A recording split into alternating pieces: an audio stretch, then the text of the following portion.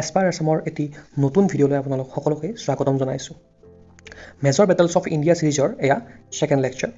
ইতিমধ্যে ফাৰ্ষ্ট লেকচাৰত আমি ভাৰতৰ ইতিহাসৰ সৰ্বপ্ৰথম যুদ্ধ অৰ্থাৎ বেটেল অফ 10 কিংছৰ বিষয়ে বিতংভাৱে আলোচনা কৰিছোঁ। যদি আপোনালোকে এতিয়াও ভিডিঅ'টো চোৱা নাই তেতিয়াহ'লে আমাৰ চেনেলৰ মেজৰ বেটেলছ অফ ইণ্ডিয়া নামৰ প্লেলিষ্টত গৈ আপোনালোকে ভিডিঅ'টো চাব পাৰিব। আশা কৰিছোঁ আপোনালোকৰ বাবে ভিডিঅ'টো ইনফৰ্মেটিভ হ'ব। এতিয়া আমি এই ছিৰিজৰ ছেকেণ্ড পাৰ্টটো আৰম্ভ কৰাৰ আগতে এটা কুৱেশ্যন আপোনালোকলৈ আগবঢ়াইছোঁ। আপোনালোক সকলোৱে কমেণ্ট বক্সত ইয়াৰ শুদ্ধ উত্তৰ দি আগবঢ়াব বুলি আশা কৰিছোঁ। প্ৰশ্নটো হ'ল, who among the following foreigners was the first to visit India? অৰ্থাৎ তলত দিয়াসকলৰ কোনজন বিদেশী পৰ্যটকে প্ৰথমেই ভাৰতত প্ৰৱেশ কৰিছিল? অপশ্যন দিয়া আছে A Hiuen Tsang, B Megasthenes, C I Ching আৰু ডি ফাহিয়ান। আপোনালোক সকলোৱে এইটো প্ৰশ্নৰ উত্তৰ দিবলৈ ট্ৰাই কৰিব আৰু কমেণ্ট বক্সত আমাক জনাব। Battle of Hydaspes. আজি এই ছিৰিজৰ ছেকেণ্ড পাৰ্টত আমি বেটেল অফ হাইডাছপেছৰ বিষয়ে বিতংভাৱে আলোচনা কৰিম। কিন্তু তাৰ আগতে আমি এই বেটেলৰ মেইন পইণ্ট কেইটামান চাই লৈছোঁ। প্ৰথম পইণ্টত আমি চালে দেখিম যে এই বেটেল হৈছিল কাৰ মাজত? এয়া হৈছিল আলেকজেণ্ডাৰ দি গ্ৰেট আৰু কিং পৰাছৰ মাজত। কিং পৰাছক আমি অসমীয়াত ৰজা পুৰু বুলিও জানো, অৰ্থাৎ পুৰু ৰজা বুলিও জানো। সেই একেটা পইণ্টতে আমি চালে দেখিম যে এই যুদ্ধ হৈছিল 326 BC-ত, অৰ্থাৎ 326 BC-ত আলেকজেণ্ডাৰ আৰু পুৰু ৰজাৰ মাজত বেটেল অফ হাইডাছপেছ হৈছিল। এই বেটেলটো হৈছিল ক'ত? এয়া হৈছিল হাইডাছপেছ নদীৰ পাৰত। আমি ইয়াত ছেকেণ্ড পইণ্টত চালে দেখিব, ইয়াতে আমি ঝেলাম ৰিভাৰ লিখিছোঁ। কিয় লিখিছোঁ? কাৰণ এই হাইডাছপেছ নামটো গ্ৰীকসকলে ব্যৱহাৰ কৰিছিল। যিহেতু আমি এই বেটেল অফ হাইডাছপেছৰ বিষয়ে গ্ৰীক সাহিত্যৰ পৰাহে জানিবলৈ পাওঁ, সেয়েহে ইয়াৰ নামটোও বেটেল অফ হাইডাছপেছ হৈছে। কিন্তু আমি ভাৰতত এই নদীক ঝেলাম নদী বুলি জানো। আৰু এয়া বৰ্তমান পাঞ্জাৱ, যি পাকিস্তানৰ পাঞ্জাৱ আছে, সেই পাঞ্জাৱ প্ৰদেশত অৱস্থিত। এতিয়া আমি থাৰ্ড পইণ্টত চালে দেখিম যে এই যুদ্ধত আলেকজেণ্ডাৰ বিজয় হৈছিল আৰু তেওঁ পুৰুক পৰাস্ত কৰিছিল। কিন্তু আলেকজেণ্ডাৰ যদিও এই যুদ্ধত জয় হৈছিল, তথাপি এই যুদ্ধত তেওঁৰ বহু ক্ষতি হৈছিল। মই লাষ্ট পইণ্টত ইয়াত মেনশ্যন কৰিছোঁ যে it was the most costly battle fought by Alexander. আমি যে হিন্দীত কওঁ মেহেংগা পৰ গয়া, এই যুদ্ধত আলেকজেণ্ডাৰৰো একেই গতি হৈছিল। আমি নিশ্চয় জানো যে আলেকজেণ্ডাৰে গোটেই বিশ্ব জয় কৰিব ওলাইছিল আৰু তেওঁ বহু ক্ষেত্ৰত সফলো হৈছিল। কাৰণ ভাৰতত প্ৰৱেশ কৰাৰ আগতে তেওঁ বহুকেইখন বৃহৎ সাম্ৰাজ্য জয় কৰিছিল। কিন্তু এই অপৰাজয় আলেকজেণ্ডাৰক পুৰুৱে অলমষ্ট পৰাস্ত কৰিছিল। কিন্তু ভাগ্যক্ৰমেহে আলেকজেণ্ডাৰ পৰাজিত নহ'ল। আলেকজেণ্ডাৰ পুৰুৰ অৰ্থাৎ কিং পৰাছৰ এই পৰাক্ৰমত ইমানেই প্ৰভাৱিত হৈছিল যে তেওঁ পুৰুক মিত্ৰতাৰ প্ৰস্তাৱ দিছিল আৰু তেওঁ গভৰ্ণৰ অথবা ছাবঅৰ্ডিনেট ৰুলাৰ হিচাপে নিজৰ ৰাজ্যত শাসন চলাই নিবলৈ সুবিধা প্ৰদান কৰিছিল। এতিয়া এই হাইডাছপেছ যুদ্ধত হৈছিলনো কি, তাক জনাৰ আগতে আমি আলেকজেণ্ডাৰৰ বিষয়ে কিছু কথা জানি লওঁ। আলেকজেণ্ডাৰ আছিল মেচিডনিয়াৰ ৰজা। 356 BC-ত, ইয়াত আমি ফাৰ্ষ্ট পইণ্টটোত দেখা পাম 356 BC-ত মেচিডনিয়াত আলেকজেণ্ডাৰৰ জন্ম হৈছিল আৰু বেবিলনত, যাক আমি বৰ্তমান ইৰাক বুলি জানো, সেই বেবিলনত মাত্ৰ 33 বছৰ বয়সত 323 BC-ত আলেকজেণ্ডাৰে মৃত্যুক সাৱটি ল'ব লগা হৈছিল। এতিয়া আমি নেক্সট যদি থাৰ্ড পইণ্টটো চাওঁ তেতিয়া দেখিম যে আলেকজেণ্ডাৰৰ শিক্ষক কোন আছিল? শিক্ষক আছিল এৰিষ্টটল। এৰিষ্টটলৰ নাম আমি নিশ্চয় সকলোৱে শুনিছোঁ। তেওঁ 16 বছৰ বয়সলৈ আলেকজেণ্ডাৰক শিক্ষা প্ৰদান কৰিছিল আৰু 16 বছৰ, ইয়াৰে 4 বছৰ পিছত অৰ্থাৎ 20 বছৰ বয়সত আলেকজেণ্ডাৰে তেওঁৰ পিতৃৰ মৃত্যুৰ পিছত নিজ ৰাজ্যৰ শাসনত অধিষ্ঠ হ'ল। চন আছিল 336 BC, অৰ্থাৎ 336 BC, আৰু সেই সময়ত তেওঁৰ বয়স আছিল মাত্ৰ 20 বছৰ। তেওঁ এই শাসনত অধিষ্ঠ হোৱাৰ পিছতেই এটা সপোন দেখিছিল। তেওঁৰ সপোনটো কি আছিল? তেওঁৰ সাম্ৰাজ্য পৃথিৱীৰ প্ৰতিটো কোণলৈ বিয়পি পৰিব লাগিব, অৰ্থাৎ তেওঁ বিশ্ব সম্ৰাট হ'ব। অৱশ্যে আজি আমি যি ৱৰ্ল্ড মেপ বা নক্সা জানো, সেই নক্সা কিন্তু সেই সময়ত আলেকজেণ্ডাৰৰ হাতত নাছিল। অৰ্থাৎ আজিৰ এই বিশাল পৃথিৱীৰ ধাৰণা আলেকজেণ্ডাৰৰ নাছিল। সেয়েহে সেই সময়ত তেওঁ গ্ৰেট আউটাৰ চি, পৃথিৱীৰ শেষ বিন্দু বুলি ধাৰণা কৰিছিল আৰু সেই সীমালৈ নিজৰ সাম্ৰাজ্য বিস্তাৰ কৰাৰ বাবে অগ্ৰসৰ হৈছিল। আমি যদি মেপত তেওঁৰ বিশ্বজয়ৰ যাত্ৰাক লক্ষ্য কৰোঁ, আমি যদি মেপত তেওঁৰ বিশ্বজয়ৰ যাত্ৰাক লক্ষ্য কৰোঁ, তেতিয়া আমি দেখিম যে মেচিডনিয়াৰ পৰা আৰম্ভ কৰি প্ৰথমে আলেকজেণ্ডাৰ এছিয়া মাইনৰ অৰ্থাৎ বৰ্তমান তুৰ্কীত প্ৰৱেশ কৰে। ইয়াত আমি মেপত দেখা পাইছোঁ যে ইয়াতে মেচিডনিয়া এইখন, আৰু ইয়াতে প্ৰথমেই ইয়াৰ পৰা আহি তেওঁ এই এছিয়া মাইনৰ, এই দেখা পাইছে এছিয়া মাইনৰ, যাক আমি বৰ্তমান তুৰ্কী বুলি জানো, তাত প্ৰৱেশ কৰে। আৰু তাত বিজয় সাব্যস্ত কৰি আলেকজেণ্ডাৰ মেছ'পটেমিয়াত প্ৰৱেশ কৰে, য'ত আমি বেবিলন দেখা পাইছোঁ। ইয়াতে এইখিনি এৰিয়া মেছ'পটেমিয়া, ইয়াত আমি বেবিলন দেখা পাইছোঁ, আৰু বেবিলনতে 323 BC-ত আলেকজেণ্ডাৰৰ মৃত্যু হৈছিল। মেছ'পটেমিয়াৰ এই সাম্ৰাজ্য জয় কৰাৰ পিছত আলেকজেণ্ডাৰ বিশাল পাৰ্চিয়ান এম্পায়াৰ বা সাম্ৰাজ্যত প্ৰৱেশ কৰে, আৰু অতি বীৰত্বৰে যুঁজি তেওঁ তাতো নিজৰ বিজয়ধ্বজা উৰুৱায়। এই বিশাল পাৰ্চিয়ান এম্পায়াৰ জয় কৰাৰ পিছত আলেকজেণ্ডাৰৰ আত্মবিশ্বাস বহুখিনি বাঢ়ি গৈছিল। তেওঁ প্ৰবল আত্মবিশ্বাসী হৈ উঠিছিল, আৰু কিছু সংখ্যক বোধহয় তেওঁৰ মনত অহংকাৰো আহিছিল যে তেওঁক পৰাস্ত কৰিব পৰা বীৰ এই পৃথিৱীত জন্ম হোৱা নাই। সেয়েহে তেওঁ থিৰাং কৰিছিল যে যিদৰে তেওঁ মেছ'পটেমিয়া জয় কৰিছে, পাৰ্চিয়ান সাম্ৰাজ্য, বিশাল আৰু শক্তিশালী পাৰ্চিয়ান সাম্ৰাজ্য জয় কৰিছে, ঠিক একেদৰে তেওঁ ভাৰতবৰ্ষলৈ নিজৰ অধীনলৈ আনিব। কিন্তু এষাৰ কথাই আছে, ভবা কথা নহয় সিদ্ধি, বাটত আছে কণাবিধি। কিন্তু আলেকজেণ্ডাৰৰ বাটত কণাবিধি নাছিল, আছিল ৰজা পুৰু। এতিয়ালৈকে অপৰাজয় হৈ থকা আলেকজেণ্ডাৰে পুৰু ৰজাৰ পৰা ইমান প্ৰত্যাহ্বান পাব বুলি সপোনতো ভবা নাছিল। গতিকে আলেকজেণ্ডাৰে পুৰু ৰজাৰ পৰা কিনো ইমান প্ৰত্যাহ্বান পাইছিল জানিবলৈ let's move to the battle. ইয়াতে আপুনি মেপত চালে দেখা পাব যে এই হিন্দুকুছ মাউণ্টেইনৰ খাইবাৰ পাছেৰে আলেকজেণ্ডাৰে ভাৰতত প্ৰৱেশ কৰিছিল। ভাৰতত প্ৰৱেশ কৰি তেওঁ হিন্দুকুছ পৰ্বতৰ কাষৰ হিন্দুখিনিক প্ৰথমে নিজৰ অধীনলৈ আনে। তাৰপিছত তেওঁ এই তক্সিলাৰ ৰজা অম্বি কুমাৰৰ লগত মিত্ৰতা স্থাপন কৰে। কিন্তু প্ৰথমে আলেকজেণ্ডাৰ অম্বি কুমাৰক লৈ কিছু সংশয় আছিল, কাৰণ অম্বি কুমাৰৰ এক বিশাল সেনা আছিল। আনফালে অম্বি কুমাৰ কিন্তু নিজৰ শক্তিক লৈ আত্মবিশ্বাসী নাছিল। সেয়েহে আলেকজেণ্ডাৰে কিবা প্ৰস্তাৱ আগবঢ়োৱাৰ আগতেই তেওঁ নিজেই মিত্ৰতাৰ প্ৰস্তাৱ আলেকজেণ্ডাৰলৈ আগবাঢ়িছিল। কিন্তু কথাটো আমি অলপ বেলেগ ধৰণে ভাবিব পাৰোঁ, কাৰণ অম্বি কুমাৰ আৰু ৰজা পুৰুৰ মাজত আগৰ পৰাই শত্ৰুতা আছিল। গতিকে মিত্ৰতা স্থাপন কৰাৰ আন এটা উদ্দেশ্য এয়া হ'ব পাৰে যে হয়তো অম্বি কুমাৰে ভাবিছিল যে তেওঁ আলেকজেণ্ডাৰৰ লগ হৈ ৰজা পুৰুক পৰাস্ত কৰিব। সেয়া কাৰণ যিয়ে নহওক, কিন্তু ইফালে আলেকজেণ্ডাৰ হাইডাস্পেছ নদীৰ পশ্চিম দিশত উপস্থিত হ'ল।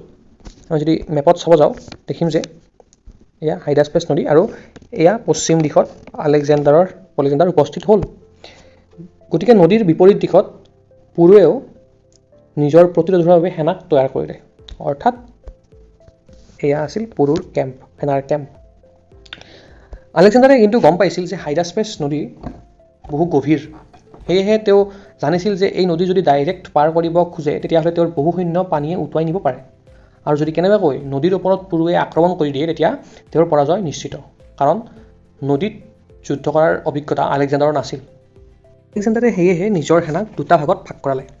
তেওঁ য'ত কেম্প পাতিছিল তাৰ দায়িত্ব গভৰ্ণৰ ক্ৰেটেৰাছক গতাই নিজে এক সুবিধাজনক ঠাই বিচাৰিব ধৰিলে য'ৰ পৰা নদী সহজে পাৰ কৰিব পাৰি।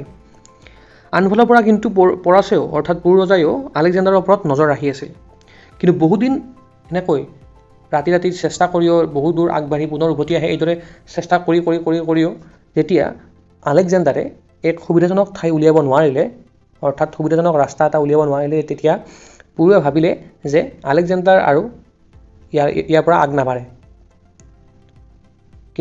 কিন্তু পুৰু ৰজাৰ এই ধাৰণা ভুল আছিল, কাৰণ আলেকজেণ্ডাৰ ইমান সহজে হাৰ মনা বিধৰ নাছিল।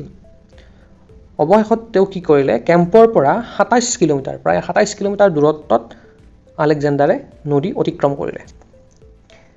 মেপত চালে আমি ভালদৰে বুজিম যে আলেকজেণ্ডাৰৰ কেম্পত কেপ্টেইন ক্ৰেটাৰেছৰ সৈতে আপুনি ইয়াতে মাৰ্ক কৰাই আছে, ইয়াতে অধিকাংশ সেনাক এৰি থৈ, লগতে কেপ্টেইন মেলেগাৰৰ লগত ইয়াতো কিছুখন সেনাক এৰি থৈ প্ৰায় 11,000 সেনা নিজৰ লগত লৈ আলেকজেণ্ডাৰে এই পথেৰে নদী অতিক্ৰম কৰিলে। গতিকে আলেকজেণ্ডাৰে নদী ক্ৰছ কৰাৰ খবৰ শুনিয়েই ৰজা পুৰুৱে কি কৰিলে, নিজৰ পুত্ৰ যাৰ নাম পুৰুৱে আছিল, তেওঁৰ নেতৃত্বত এটা দল আলেকজেণ্ডাৰক প্ৰতিৰোধ কৰিবলৈ ইয়ালৈ পঠিয়ালে। কিন্তু দুৰ্ভাগ্যবশতঃ আলেকজেণ্ডাৰে অতি সহজে সেই দলটোক পৰাস্ত কৰি এই দিশলৈ আগবাঢ়িল আৰু এইখিনি ঠাইতেই আলেকজেণ্ডাৰ আৰু পুৰুৰ মাজত মূল যুদ্ধ আৰম্ভ হ'ল। এইখিনি সময়তে আলেকজেণ্ডাৰে কি কৰিলে, কেটাৰেছলৈকেও সংকেত পঠিয়ালে যে নদী ক্ৰছ কৰিব লাগে আৰু সেই মৰ্মে কেটাৰেছ আৰু মেলেকাৰৰ সৈন্যও এই পথেৰে নদী ক্ৰছ কৰিলে। আৰু তেওঁলোকৰ এই ক্ষেত্ৰত বিশেষ অসুবিধা কিয় হোৱা নাছিল, কাৰণ আলেকজেণ্ডাৰৰ মূল সৈন্য এই যুদ্ধতে ব্যস্ত হৈ আছিল। গতিকে তেওঁলোকে অতি সহজে নদী অতিক্ৰম কৰিলে আৰু পুৰুৰ সেনাৰ সন্মুখৰ পৰাও আক্ৰমণ কৰিলে।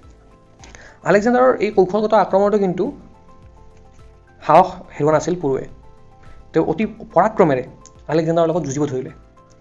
বিশ্বৰ বহু বিশাল সাম্ৰাজ্য ইতিমধ্যে জয় কৰি অহা কিন্তু আলেকজেণ্ডাৰে ইমান ভয়ানক আৰু পৰাক্ৰমী সেনাৰ মুখামুখি কেতিয়াও হোৱা নাছিল। পুৰুৰ এই বিশাল সৈন্য, তেওঁৰ অস্ত্ৰ শস্ত্ৰ, ৰথেৰে সুসজ্জিত সেনা আৰু হাতীৰ সন্মুখত আলেকজেণ্ডাৰৰ সেনা তিষ্ঠিব নোৱাৰা হৈ গ'ল। আৰু যুদ্ধই গৈ এসময়ত এনেকুৱা পৰিস্থিতি পালে যে আলেকজেণ্ডাৰ পৰাস্ত হোৱাৰ উপশম হ'ল। ইয়াত এটা ইণ্টাৰেষ্টিং কথা যে আলেকজেণ্ডাৰে জীৱনত প্ৰথমবাৰৰ বাবে হাতীক যুদ্ধত দেখিছিল। অৰ্থাৎ প্ৰথমবাৰৰ বাবে আলেকজেণ্ডাৰৰ সেনাই হাতীৰ লগত যুদ্ধ কৰিবলগীয়া হৈছিল। গতিকে তেওঁলোকে হাতীক কেনেকৈ বশ কৰিব বা হাতীৰ লগত কেনেকৈ যুদ্ধ কৰিব তেওঁলোকে ভাবিব পৰা নাছিল আৰু এই হাতীয়ে তেওঁৰ সেনাৰ বিস্তৰ ক্ষতি সাধন কৰিছিল। কিন্তু পুৰুৰ দুৰ্ভাগ্য যে সেই সময়তে ধাৰাসাৰ বৰষুণ হ'ল আৰু যাৰ ফলত যুদ্ধক্ষেত্ৰ বোকা পানীৰে একেবাৰে ভৰি পৰিল। পুৰুৰ সুসজ্জিত ৰথ আৰু হাতীবোৰ নিয়ন্ত্ৰণ কৰিব নোৱাৰা পৰিস্থিতি হৈ পৰিল। আৰু এই পৰিস্থিতিৰ সুবৰ্ণ সুযোগ ল'লে আলেকজেণ্ডাৰে তেওঁ নিজৰ সেনাক নিৰ্দেশ দিলে যে হাতীৰ চকু আৰু হাতীৰ মাউতবিলাকক আক্ৰমণ কৰিব লাগে। আৰু আলেকজেণ্ডাৰৰ নিৰ্দেশ মৰ্মে তেওঁৰ সেনায়ো একে কাম কৰিলে আৰু এই আঘাতপ্ৰাপ্ত হাতীবোৰ নিয়ন্ত্ৰণৰ বাহিৰ হৈ গ'ল। আৰু তেওঁলোকে কি কৰিলে, নিয়ন্ত্ৰণৰ বাহিৰ হৈ পুৰুৰ সেনাকে আক্ৰমণ কৰিব ধৰিলে। পুৰুৰ সেনাত যদিও অস্ত্ৰ শস্ত্ৰৰে সম্বলিত হাতী আৰু সুসজ্জিত ৰথ আছিল, কিন্তু সন্মুখ সমৰৰ যুদ্ধত যুঁজ কৰিব পৰা সেনাৰ পৰ্যাপ্ত কবচ নাছিল। এইফালে আলেকজেণ্ডাৰৰ কি আছিল, এটা চেৰিচাছ নামৰ এবিধ জাঠি অস্ত্ৰ আছিল, যাৰ দৈৰ্ঘ্য 13 পৰা 14 ফুট আছিল। গতিকে এই অস্ত্ৰৰ আঘাতত পুৰুৰ সেনা তিষ্ঠিব নোৱাৰা হৈ পৰিল। এইদৰে মাত্ৰ এজাক বৰষুণৰ বাবে বিজয় সাব্যস্ত কৰিবলগীয়া যুদ্ধত পুৰু পৰাজয়ৰ দুৱাৰদলিত উপস্থিত হৈছিল। কিন্তু এই নিশ্চিত পৰাজয়ৰ কথা গম পায়ো পুৰুৱে কিন্তু হাৰ মানিব বিচৰা নাছিল। তেওঁ এতিয়াও সেই একেই পৰাক্ৰমেৰে আলেকজেণ্ডাৰৰ সেনাৰ লগত যুঁজ দি আছিল। আৰু পুৰুৰ এই পৰাক্ৰম দেখি আলেকজেণ্ডাৰ তবধ মানিছিল। তেওঁ গম পাইছিল যে স্বাধীন চেতিয়া মনৰ এই পুৰুৱে নিজৰ প্ৰাণ ত্যাগ দিব, কিন্তু হাৰ মানি নলয় বা আলেকজেণ্ডাৰৰ ওচৰত বশ্যতা স্বীকাৰ নকৰে। কিন্তু এইফালে আলেকজেণ্ডাৰে এনেকুৱা এজন বীৰ এই যুদ্ধত মৃত্যু হোৱাটো বিচৰা নাছিল। সেয়েহে তেওঁ কি কৰিলে, তক্ষশিলাৰ ৰজা অম্বিকুমাৰক, যি পুৰুৰ শত্ৰু আছিল, তেওঁক পুৰুলৈ মিত্ৰতা প্ৰস্তাৱ আগবঢ়াবৰ কাৰণে পঠিয়ালে। কিন্তু অম্বিকুমাৰক তেওঁৰ ফালে আহি থকা দেখি পুৰুৰ ভীষণ খং উঠিল আৰু তেওঁ অম্বিকুমাৰৰ প্ৰতি অস্ত্ৰ নিক্ষেপ কৰিব ধৰিলে আৰু ভয়তে অম্বিকুমাৰ পলালে। কিন্তু আলেকজেণ্ডাৰে বাৰে বাৰে বেলেগ বেলেগ মেছেঞ্জাৰেৰে আলেকজেণ্ডাৰলৈ পুৰুলৈ মিত্ৰতাৰ প্ৰস্তাৱ আগবঢ়াই থাকিল। কিন্তু পুৰু হাৰ মনা বিধৰ নাছিল। তেওঁ খুব স্বাধীন চেতিয়া মনৰ আছিল আৰু সেয়েহে তেওঁ আৰু বশ্যতা স্বীকাৰ কৰিব বিচৰা নাছিল। কিন্তু অৱশেষত যেতিয়া পুৰুৰ এজন বিশ্বাসী বন্ধুৱে তেওঁক বুজালে, তেতিয়া পুৰু ক্ষান্ত হ'ল। তেওঁ অস্ত্ৰ মাটিত থলে আৰু নিজৰ হাতীৰ পৰা তলত নামিল। সেই সময়ত পুৰুৰ ভীষণ পিয়াহ লাগিছিল। গতিকে পুৰু আৰু যুদ্ধ কৰাৰ শক্তি দেহত নাছিল। আলেকজেণ্ডাৰে এইফালে পুৰুৰ এই সাহস আৰু পৰাক্ৰম দেখি আপ্লুত হৈছিল আৰু সুধিছিল যে তুমি মোৰ পৰা কেনে ব্যৱহাৰ আশা কৰা। আৰু পুৰুৱে এজন ৰজাৰ দৰে বুকু ফিন্দাই উত্তৰ দিছিল যে মোৰ লগত সেই ব্যৱহাৰ কৰক যি এজন ৰজাই আন এজন ৰজাৰ লগত কৰে। উত্তৰ শুনি আলেকজেণ্ডাৰ আপ্লুত হ'ল আৰু দুয়োজনৰ মাজত মিত্ৰতা হ'ল। আলেকজেণ্ডাৰে পুৰুক নিজৰ ৰাজ্য উভতাই দিলে আৰু আলেকজেণ্ডাৰে এই বিজয়ৰ চিন ৰূপে তেওঁৰ ৰাজ্যত 2খন নগৰ নিৰ্মাণ কৰিলে। তাৰ নাম দিলে কি, নিকাচিয়া, যাৰ অৰ্থ ভিক্ট্ৰী। গ্ৰীক ভাষাত নিকাচিয়াৰ অৰ্থ ভিক্ট্ৰী অৰ্থাৎ বিজয়। তেওঁ যিহেতু এই যুদ্ধত বিজয় সাব্যস্ত কৰিলে, তাৰ চিন স্বৰূপে এই 2খন নগৰ ইয়াত নিৰ্মাণ কৰিলে। আৰু আন এখন নগৰৰ নাম দিলে আলেকজেণ্ড্ৰিয়া বুচেফেলাছ। বুচেফেলাছ কি আছিল, তেওঁৰ মৰমৰ ঘোঁৰাটোৰ নাম আছিল। যাৰ এই যুদ্ধৰ কিছুদিন পিছতেই মৃত্যুবৰণ কৰিবলগীয়া হৈছিল তেওঁ ঘোঁৰাটোৱে। গতিকে তেওঁৰ এই ঘোঁৰাৰ নামতে আলেকজেণ্ড্ৰিয়া বুচেফেলাছ চহৰখন নিৰ্মাণ কৰাইছিল। আমি যদি মেপত চাওঁ দেখিম যে ইয়াতে আমি দেখা পাম এইখন হ'ল বুচেফেলাছ আৰু এইখন হ'ল নিকাচিয়া। এই দুখন নগৰ আলেকজেণ্ডাৰে নিৰ্মাণ কৰিছিল। হাইডাস্পেছৰ এই যুদ্ধত বিজয় সাব্যস্ত কৰাৰ পিছত নিজৰ সাম্ৰাজ্য বিস্তাৰ কৰাৰ বাবে আলেকজেণ্ডাৰ নিজৰ সেনাক লৈ পুনৰ অগ্ৰসৰ হ'ল। কিন্তু ভাৰতৰ ব্যাস নদীৰ পাৰত কাঠঘৰ নামৰ ঠাইত আলেকজেণ্ডাৰ সেনাই বিদ্ৰোহ ঘোষণা কৰিলে। এই কাঠঘৰ বৰ্তমান হিমাচল প্ৰদেশত আছে। কিন্তু এই বিদ্ৰোহ ঘোষণা কৰিলে কিয় আলেকজেণ্ডাৰ সেনাই? কাৰণ পুৰুৰ পৰাক্ৰম দেখি আলেকজেণ্ডাৰ সেনাবোৰ শংকিত হৈছিল। তেওঁলোকে ভাবিছিল যে আৰু যদি ভিতৰলৈ যোৱা যায় তেতিয়াহ'লে ইয়াতকৈও পৰাক্ৰমী সেনাৰ মুখামুখি হ'ব লগা হ'ব পাৰে। আৰু আলেকজেণ্ডাৰৰ সেনাৰ সেই শক্তি আৰু নাছিল। সেয়েহে সেনাৰ এই বিদ্ৰোহৰ ফলত অনিচ্ছা সত্ত্বেও আলেকজেণ্ডাৰে ভাৰত তথা বিশ্বজয়ৰ সপোন আধাতে ত্যাগ কৰি উলটি গ'ল। আৰু এই উলটি যাওঁতেই আধ বাটত অৰ্থাৎ বেবিলনত 323 BC-ত তেওঁৰ মৃত্যু হ'ল। এতিয়া প্ৰশ্ন হ'ব যে হাইডাস্পেছৰ যুদ্ধ আমাৰ এই ছিৰিজত আমি ইনক্লুড কৰিলোঁ কিয়? ভাৰতীয় ইতিহাসত ইয়াৰ মহত্ব কি আছে? আৰু পুৰু ৰজাক আমি কিয় এক মহান ৰজা হিচাপে স্মৰণ কৰোঁ? কাৰণ পুৰু যদিও এই যুদ্ধত পৰাজিত হৈছিল, কিন্তু পুৰুৰ পৰাক্ৰম দেখিয়েই আলেকজেণ্ডাৰে আধবাটতেই উভতি যাবলৈ বাধ্য হৈছিল। যদি কেনেবাকৈ আলেকজেণ্ডাৰে ভাৰতত প্ৰৱেশ কৰিলে হয় আৰু যদি তেওঁ ভাৰতক নিজৰ অধীনলৈ আনিলে হয়, তেতিয়াহ'লে আজি চাগে আমি ইণ্ডিয়ান কালচাৰ নহয় গ্ৰীক কালচাৰ প্ৰেক্টিছ কৰি থাকিলোঁ হয়। এই ভিডিঅ' চাগে মই গ্ৰীক ভাষাত বনালোঁ হয় আৰু আপোনালোকেও সেই গ্ৰীক ভাষাতে মোৰ ভিডিঅ' চালে হয়। সেয়েহে পুৰুৰ নাম এক মহান আৰু পৰাক্ৰমী ৰজা হিচাপে ভাৰতীয় ইতিহাসত সদায় সোণালী আখৰে জিলিকি থাকিব। ইয়াৰ লগতে এই হাইডাস্পেছ যুদ্ধৰ পৰাই বিখ্যাত পণ্ডিত চাণক্য তথা কৌটিল্যই এটা শিক্ষা লৈছিল। তেওঁ বুজি উঠিছিল যে ৰাজ্য এখন বাহিৰা শত্ৰুৰ পৰা সুৰক্ষিত কৰিবলৈ ষ্টেণ্ডিং আৰ্মিৰ দৰকাৰ। ষ্টেণ্ডিং আৰ্মি মানে কি? স্থায়ী সৈন্য। আজি আমি আমাৰ ভাৰত দেশত বা অন্য দেশবোৰতো এক স্থায়ী সৈন্য থাকে, কাৰণ তেওঁলোক প্ৰশিক্ষণপ্ৰাপ্ত হয় আৰু সেয়েহে তেখেতসকল কেপেবল বাহিৰা সৈন্যৰ পৰা নিজৰ দেশখন বা নিজৰ ৰাজ্যখন প্ৰতিৰোধ কৰাৰ বাবে। কিন্তু সেই সময়ত পুৰুৰ স্থায়ী সৈন্য নাছিল। তেওঁ যেতিয়া বাহিৰা শত্ৰুৱে আক্ৰমণ কৰিছিল, তেওঁ অপ্ৰশিক্ষিত লোকক লগত লৈ যুদ্ধ কৰিবলগীয়া হৈছিল আৰু তাৰ ফলতেই সেই সুপ্ৰশিক্ষণপ্ৰাপ্ত আলেকজেণ্ডাৰৰ সেনাৰ হাতত পুৰুৱে পৰাজয় বৰণ কৰিবলগীয়া হৈছিল। আৰু সেয়েহে এই যুদ্ধৰ পৰা শিক্ষা লৈয়ে চাণক্যই বিখ্যাত মৌৰ্য এম্পায়াৰৰ ৰজা চন্দ্ৰগুপ্ত মৌৰ্যৰ দ্বাৰা এক বিশাল আৰু সুপ্ৰশিক্ষিত স্থায়ী সৈন্যবল তৈয়াৰ কৰিছিল। সেয়েহে তেওঁৰ সাম্ৰাজ্য এসময়ত বহু বিশাল হৈ উঠিছিল। আমি যেতিয়া হিষ্ট্ৰীৰ কনচেপচুৱেল ছিৰিজ আৰম্ভ কৰিম, তেতিয়া এই তেওঁৰ চন্দ্ৰগুপ্ত মৌৰ্যৰ সাম্ৰাজ্যৰ বিষয়ে বিতংভাৱে আলোচনা কৰিম। গতিকে আজি এয়াই আছিল হাইডাস্পেছ যুদ্ধৰ কাহিনী। আপোনালোকে প্ৰশ্নটোৰ উত্তৰ কমেণ্ট বক্সত দিবলৈ নাপাহৰিব। লগতে এইদৰে ইনফৰ্মেটিভ ভিডিঅ'বোৰ আমাৰ চেনেলত পাই থাকিবৰ বাবে আমাৰ ইউটিউব চেনেলটোক ছাবস্ক্ৰাইব কৰি দিব। আৰু আমাৰ সকলো ক্লাছৰ PDFবোৰ পাবলৈ ডেছক্ৰিপশ্যনত থকা লিংকত গৈ আমাৰ টেলিগ্ৰাম চেনেলটো জইন কৰি ল'ব।